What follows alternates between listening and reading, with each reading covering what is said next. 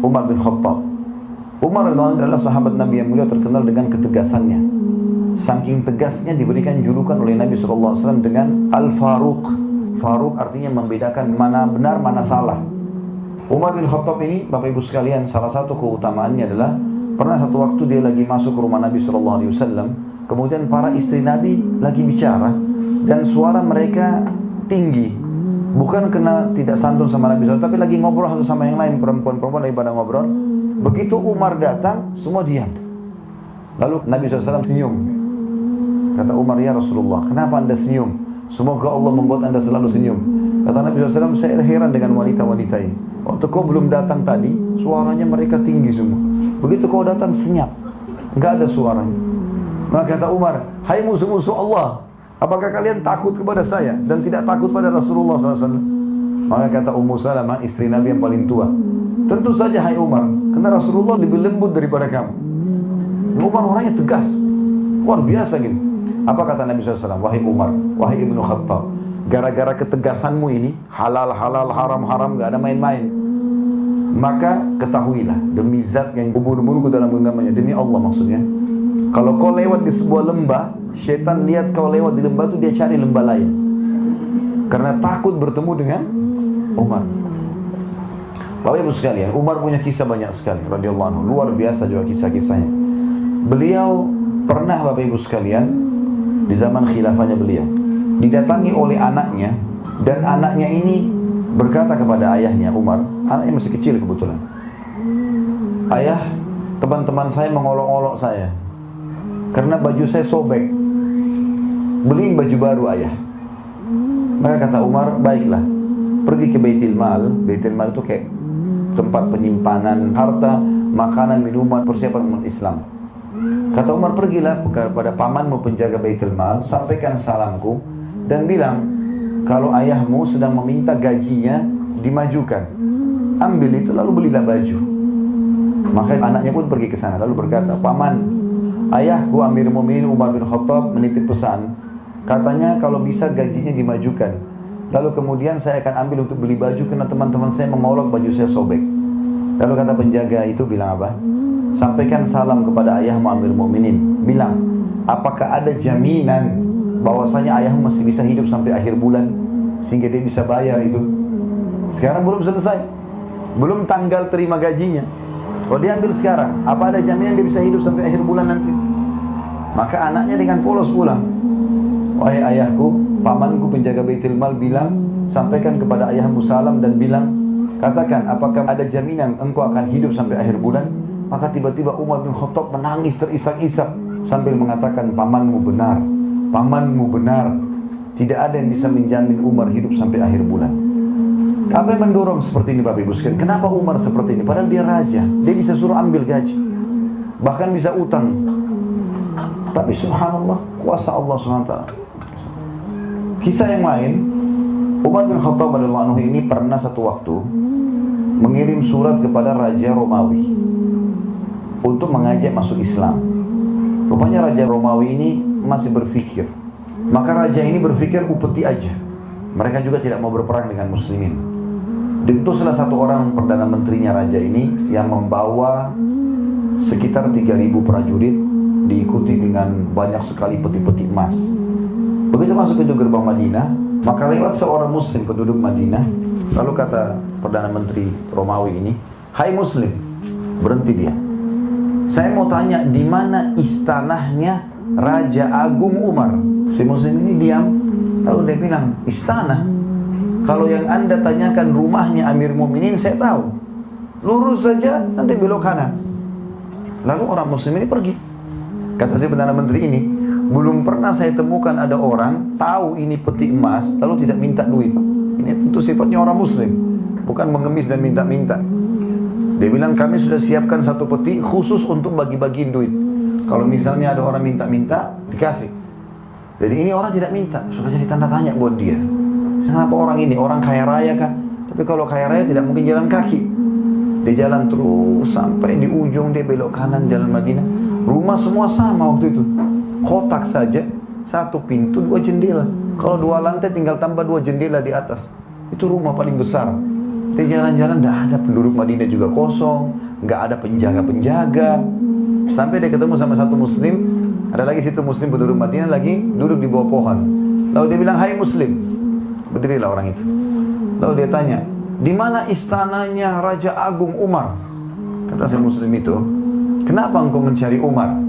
Dia bilang, ada surat datang Raja Agung Umar kepada Raja kami Romawi, mengajak kami masuk Islam. Dan Raja kami masih menolak, maka kami membawa ini upetinya, kami akan bayar. Lalu orang itu pun melihat kiri kanan, dia lihat banyak sekali peti. Ini orang lagi bicara sementara dia di bawah, Perdana Menteri di atas kuda ya. Kata orang itu, bagaimana kalau yang di depanmu ini Umar? Maka orang itu bingung, apakah anda betul Umar? Kata dia, iya, saya Umar. Turunlah Perdana Menteri ini. Begitu menghadap depan Umar, lalu dia mengatakan, asyhadu an la ilaha illallah wa anna Muhammad Rasulullah. Masuk Islam. Kata Umar, kenapa kau masuk Islam? Dia bilang, saya sudah lama dengar nama anda, dan saya sekarang baru tahu kenapa orang-orang di negeri saya kalau dengar nama anda, saya sudah ketakutan. Anda di sini ngapain? Di bawah pohon Amir Mu'minin. Dia bilang, saya lagi tunggu baju saya dicuci. Umar bilang, dia cuci bajunya sendiri, dia gantung depan rumah. Saya lagi tunggu kering. Jadi, duduk di bawah pohon. Apakah anda tidak punya pengawal? Nggak ada pengawal. Saya bersama dengan Allah. Dia bilang, gara-gara itu saya masuk Islam. Umar bin Khattab tidak punya pengawal, tidak punya pendamping, duduk sendiri dengan keyakinan bahwasanya dia bersama Allah.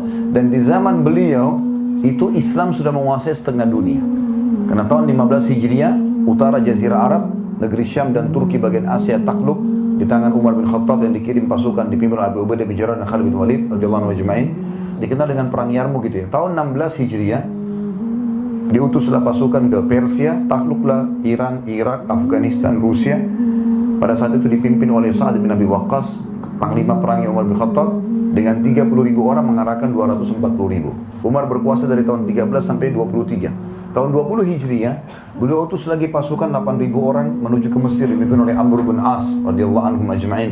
Tembus Mesir, Afrika Utara, Mesir, Tunis, Jazair, Maroko, seluruh Afrika bahkan Spanyol nanti terbuka masuknya Islam di sana. Setengah dunia dikuasai, nggak ada pengawalnya satupun.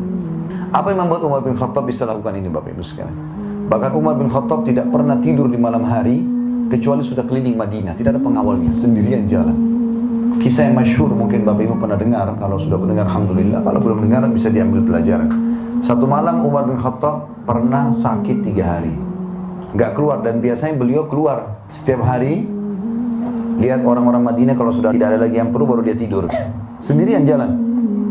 Hari keempat beliau keluar, jalan terus sambil ke pinggir kota Madinah, ada api unggun. Mampir ke sana, ada seorang ibu, anak-anaknya 3 orang lagi nangis di depannya. Lalu kata Umar setelah salam, wahai amatullah. Amatullah ini maksudnya hamba Allah, perempuan. Kalau laki-laki Abdullah. Wahai amatullah, ada apa denganmu? Dia bilang, pemimpin negeri ini tidak adil. Dia nggak tahu kalau ini Umar. Kata Umar, kenapa? Dia bilang, saya sama anak saya sudah lapar 3 hari. Jadi 3 hari yang Umar tidak keluar, di situ ada kelaparan. Ya Allahu alam pemimpin kita sekarang ini bagaimana keadaannya negara-negara Islam yang tidak pernah mau tahu keadaan masyarakatnya. Semoga saja mereka diberi hidayah ya. Kalau ada yang meluangkan waktu, alhamdulillah. Kan ini tanggung jawab semuanya kan. Berapa banyak orang yang kelaparan. Umar 3 hari nggak keluar sudah ada orang kelaparan. Dan orang ini sudah langsung memvonis Umar tidak adil. Dia tidak tahu kalau ini Umar. Kata Umar, lalu apa yang kau masak? Diangkat pancinya, batu. Batu dimasak dengan air. Kenapa kau masak batu, hai ibu? Dia bilang, supaya anak-anak saya mengira saya masak. Nggak ada makanan, mau ambil makanan dari mana? Maka dengan seperti itu mereka kecapean, menangis, tidur. Itu yang saya lakukan selama 3 hari. Maka Umar bilang, baik, tunggulah sebentar. Umar tidak pakai tunggu, langsung ke Baitul Mal. Ngambil gandum, ngambil segala macam kebutuhan, dipikul sama Umar. Ada satu sahabat lagi lewat, lihat, ya Amir Mu'minin, wahai pemimpin orang beriman, raja maksudnya. Apa yang anda pikul ini? Mau kemana? Kata dia, ada yang saya pikul, makanan. Kata dia, baik, biarkan saya bawa. Kata dia apa? Apa kau ingin memikul dosaku hari kiamat? Tak usah ikut-ikutan, ini tanggung jawabku ini. Orang ini penasaran, diikuti dia.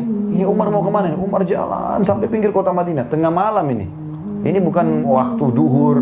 Kalau kita kan sekarang siang-siang, tunggu mana kamera baru bisa diambil gambarnya. Ini tengah malam sendirian. Saya tidak singgung siapapun ya. Alhamdulillah tidak ada penyebutan nama. Kalau ada yang merasa baguslah. Tapi yang jelas Umar ini tengah malam bawa pikul sendiri. Mau dibantu pun sama pegawainya, temannya, enggak. Diikutin sampai tiba di sana. Umar enggak pakai banyak ngomong, pancinya diambil, dibersihin, dimasakin sama Umar dengan tangannya sendiri. Sampai selesai masakannya sudah dimakankan ibu itu, dikasih anak-anaknya, sisanya gandum 1 karung dikasih. Kata ibu itu, kalau seandainya Umar seperti kamu, enggak ada orang yang kelaparan. Maka orang yang sedang sama Umar datang, hai ibu, tahu siapa orang ini? Enggak, saya enggak tahu.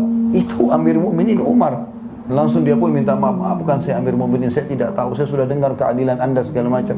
Kata Umar, sudah enggak masalah. Itu Allah sedang memperingatkan saya dari lisan kamu. Tapi tengah malam mau ngurus orang ini enggak gampang. Sampai pernah di zaman khilafahnya Umar, di siang bolong, lagi panas. Madinah kalau lagi panas 55 derajat, panas sekali. Sampai bibir pecah-pecah, telapak kaki kita pecah karena panasnya biasa ya. Uthman dan Ali radhiyallahu anhum, 2 anak mantu Nabi SAW, pernah siang hari lagi makan siang sama-sama. Waktu mereka mau bubar dari makan siang, lewat lagi panas, saking panasnya mereka tutup wajah mereka dengan imamahnya. Lalu mereka lihat dari jauh ada orang yang sedang ngumpul-ngumpulin, tarik-tarikin unta yang sedang lepas, kambing yang sedang lepas, sampai di tangan kiri kanannya banyak. Kata Utsman kepada Ali, siapa orang siang-siang bolong begini mau ngurus-ngurusin ini nih? Unta-unta, dan ini kelihatannya bukan unta dia, karena unta-unta yang lepas dipegangin sama dia, ditarik, kambing dikumpulin banyak. Kata Ali, saya juga tidak tahu, ayo kita lihat, mungkin kita bisa bantu. Begitu mereka dekat, mereka lihat Umar radhiyallahu anhu. Umar gak tidur siang, gak apa, ngurusin unta-untanya sama kambingnya masyarakatnya yang lepas, dikembalikan ke rumah masing-masing. Siang hari bolong. Dan sekian banyak kisah yang luar biasa berhubungan dengan Umar radhiyallahu anhu.